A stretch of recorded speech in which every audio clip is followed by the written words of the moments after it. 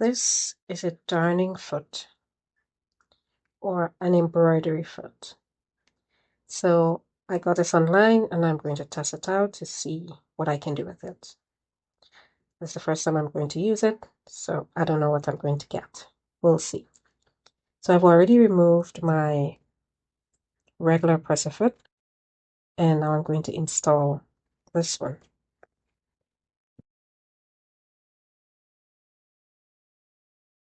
So I'm going to place this here.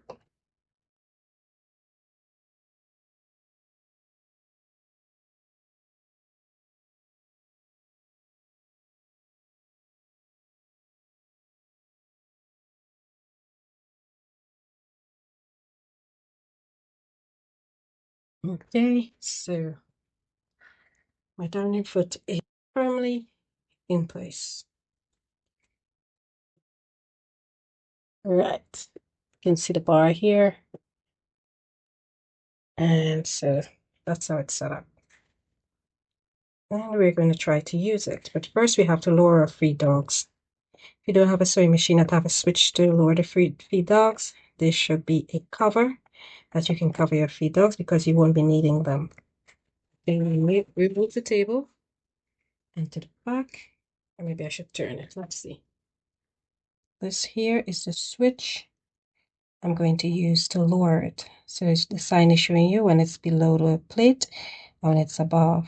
So just push. And the feed dogs are now lowered. This is a Singer domestic sewing machine. So we have our threads on top of our fabric. Hopefully you can see that thread, and it's also underneath our sewing foot. We lower the foot, we're going to hold on to the thread, and we're going to start stitching. We're going to go around the heart, and then we're going to fill in.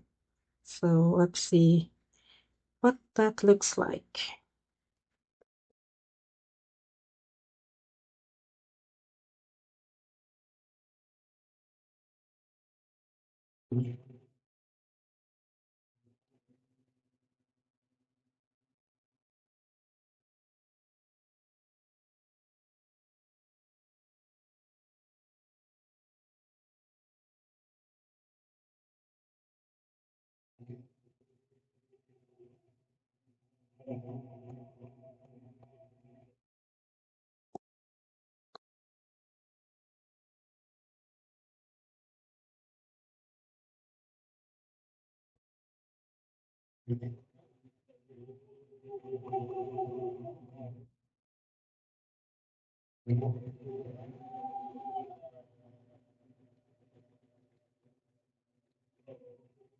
This is what I've got. I went around the perimeter of the heart, and this is what it looks like. I didn't do such a great job because I'm very much new at this, but now I think I want to go and maybe fill in the inside of it and see how that looks.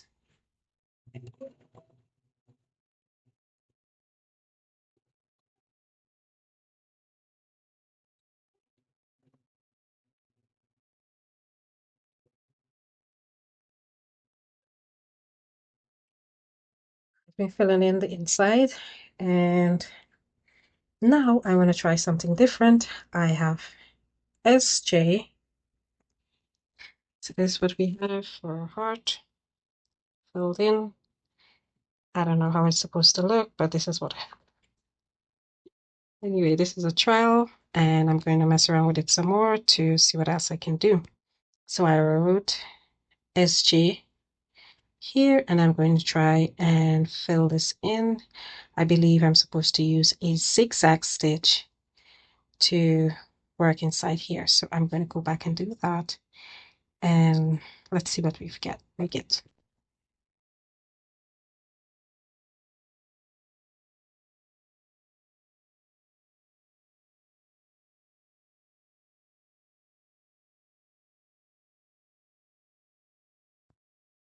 So this is what I have, my first time thread painting and doing a monogram. So I used a zigzag stitch. I don't believe that setting the length and the width is not necessary. It depends on how fast you go. You can turn your fabric in any direction as the needle goes. You can go back and forth, side to side, however you need to go to get the shape that you want.